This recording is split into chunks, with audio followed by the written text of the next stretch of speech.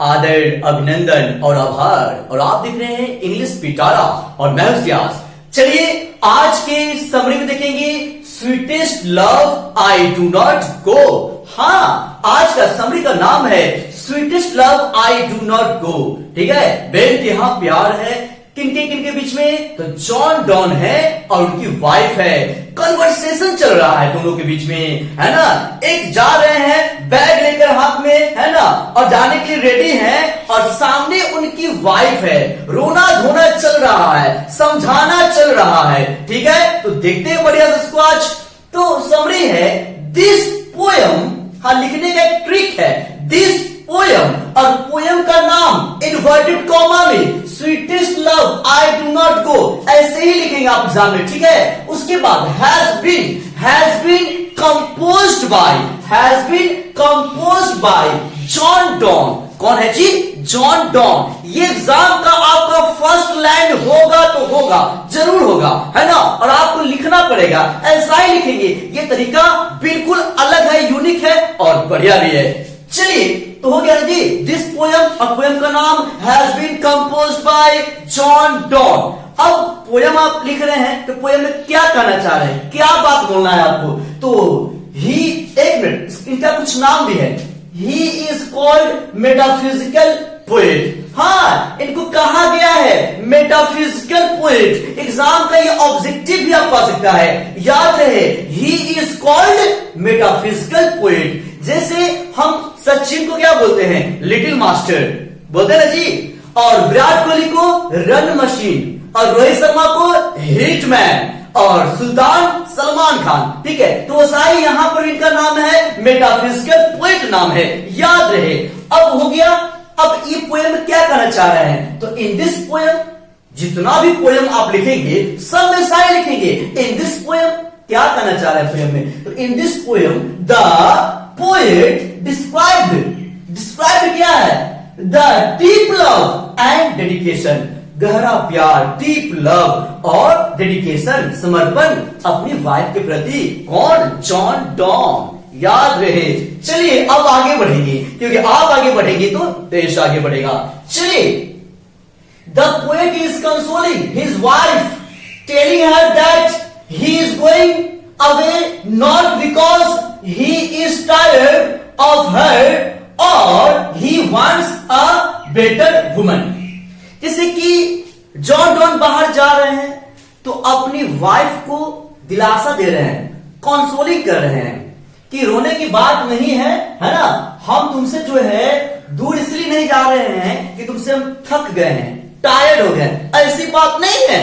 हाँ, या ऐसा ही बात नहीं है कि हमको कोई दूसरी कोई वुमन कोई चाहिए, कोई दूसरी हमको शादी करनी है, ऐसा भी बात नहीं है। ना तुमसे थके हैं और ना ही हमको कोई दूसरी शादी करनी है। ठीक है, रोने की बात नहीं है। ठीक है, ऐसे कहकर अपनी वाइफ को समझा रहे हैं। कौन? John Donne. चलिए अब आगे। I have to live without you, comma, how will I feel without you. हाँ, मुझे रह कर देखना है तुम्हारे बिना, कि तुम्हारे बिना मैं जी पाता हूं कि नहीं पाता हूं। जैसे दुनिया में हम लोग आए हैं तो एक ना एक दिन सबको मरना है और दोनों में बेइंतहा प्यार है, लेकिन कोई ना कोई पहले तो मरेगा। या तो पहले जॉन डॉन मरे, या उनकी वाइफ मरे, या वो मरे, या ये बाद में मरे। तो जो पहले मर जाएगा और जो दुनिया में रहेगा उस घड़ी क्या होगा। इसलिए वो कंडीशन को, वो सिचुएशन को अभी हम लोग महसूस करना चाहते हैं और चेक करना चाहते हैं कि हम रह पाते हैं कि नहीं। ठीक है, इसलिए दूर जा रहे हैं। ठीक है, हाँ, तो देखा जाए, he says the sun sets in the evening and rises again in the morning, but it has neither sense nor desire। अब वो समझाना चाह रहे हैं, एग्जाम्पल देकर, है ना। जैसे किसी को आप समझाते हैं, एग्जाम्पल देते हैं ना जी, तो अपनी वाइफ को समझा रहे हैं कि देखो, सन जो है, सूरज जो है ना, कल रात जो है, कल शाम जो है ना, डूब गया। ठीक है, फिर सुबह आ गया, जबकि उसमें कोई भी डिजायर नहीं है, सेंस नहीं है, वो इंसान नहीं है, लेकिन पता है कि हमको सुबह आना है। ठीक है, कोई डिजायर उसके पास नहीं है सन के पास, है ना, लेकिन फिर भी वो क्या होता है, सुबह फिर से वो आ जाता है, जबकि उसमें कोई डिजायर नहीं है, कोई सेंस नहीं है, कोई इच्छा नहीं है उसमें। किसमें? सन में। याद है इस ऑब्जेक्टिव पूछता है एग्जाम में, सन या मून या अर्थ, ठीक है। चलिए तो अब आगे देखेंगे, but it has neither sense nor desire, है ना, मतलब उसमें कोई सेंस नहीं है और कोई भी डिजायर नहीं है। ही एश्योर्स, और वह जो है विश्वास दिलाते हैं, her that he has sense और desire to come back to her, so he will come back sooner than the sun. अब जैसे कि वो कहते हैं कि सूरज के पास कोई भी सेंस नहीं है, ना कोई डिजायर है, लेकिन मैं इंसान हूं, मेरे पास सेंस भी है, डिजायर भी है कि मैं तुमको अकेला छोड़कर जा रहा हूं, तो मुझे आना है, ठीक है, और आएंगे सन से पहले आएंगे, सूरज से पहले आएंगे। तो ऐसा हो सकता है कि आप सन से पहले आ जाइएगा, तो समझाने का तरीका है, जैसे कि आपको समझाना होता है कभी, तो कैसे समझाते हैं बड़े लोग कि बस यू दिल्ली गए और यू आ गए, तो क्या आप आ गए ऐसे करने से? नहीं ना, समझाने का ट्रिक है, ठीक है। तो यही समझा रहे हैं, है ना। एग्जाम्पल पूछेगा कि एग्जाम्पल किसका दिए थे, सन का कि मून का, सब पूछता है, याद रहे। चलिए अब आगे देखेंगे, He says man's power is very big। देखिए ये लाइन बहुत ही इंपॉर्टेंट है, याद रहे।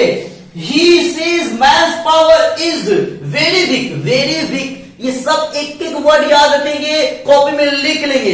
अब वह कहते हैं कि आदमी का जो पावर जो है, ठीक है, बहुत ही कमजोर होता है। बात सही है, कितना भी आप क्यों नहीं हो ताकतवर, हिम्मत वाला, लेकिन कुछ ऐसा कभी लाइफ में होगा कि आपको रोना आ जाएगा, ठीक है। तो चलिए देखते हैं यहाँ पे, he tells her not to shed tears because that will make him sad and weak। तुम आंसू ज्यादा मत बहाओ, क्योंकि ये मुझे जो है उदास कर रहा है, कमजोर कर रहा है, अब रोग तो मैं नहीं जाऊंगा बाबा। ऐसा लोग बोलता है ना जी, ज्यादा बढ़ेगा तो नहीं जाएंगे, ठीक है, होता है ना। तो यहां पर वही समझा रहे हैं, ठीक है। अब देखा जाए, ये पूरा आपको एग्जाम में तो लिख देना है बढ़िया से, कोई दिक्कत नहीं, सेम टू सेम लिख दीजिए, नंबर दे देगा।